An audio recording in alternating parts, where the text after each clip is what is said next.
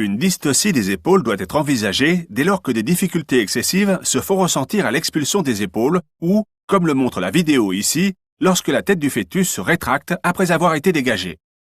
Parmi les nombreuses manœuvres envisageables au cours d'un accouchement vaginal, celle de McRoberts est souvent celle réalisée en première intention.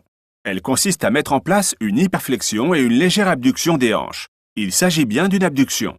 Un assistant devra exercer une pression suprapubienne dans la direction de la tête du fœtus. Exercer une pression sur la zone suprapubienne. La pression ne doit pas être exercée sur le fond du souterrain comme présenté ici. Une telle pression augmente les risques d'impaction de l'épaule contre l'os pubien et augmente ainsi les risques de lésions fétales. Si le fœtus ne se dégage pas suffisamment, évaluez l'orifice vaginal afin de déterminer si celui-ci est suffisamment large pour permettre une intervention manuelle. Si ce n'est pas le cas, une épisiotomie pourra être envisagée. La première manœuvre de dégagement consiste généralement en un mouvement de rotation visant à déloger l'épaule. Faites pivoter l'épaule antérieure ou postérieure en direction du visage du fœtus.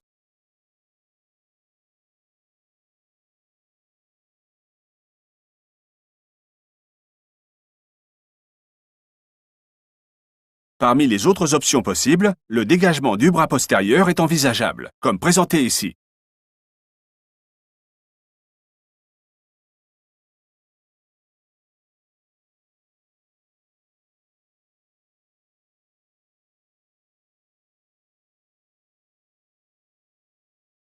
Cela nécessite que vous insériez entièrement votre main dans le vagin de la patiente. Pour faciliter l'insertion, gardez la main serrée, comme si vous vouliez enfiler un bracelet.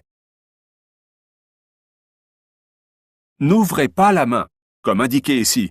Cette erreur fréquente compliquera grandement l'insertion de la main entière dans le vagin, voire la rendra impossible.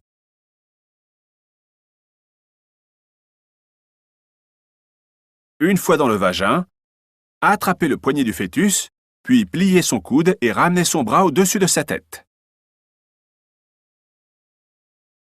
Si les mouvements de rotation et la manœuvre de dégagement des bras sont impossibles ou inefficaces, installez la patiente sur les mains et les genoux pour l'accouchement.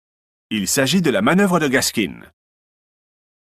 Si aucune de ces manœuvres ne permet de dégager le fœtus, et si plus de 4 à 5 minutes se sont écoulées depuis que la tête est dégagée, vous devrez envisager de repousser le fœtus dans l'abdomen afin de pratiquer une césarienne d'urgence.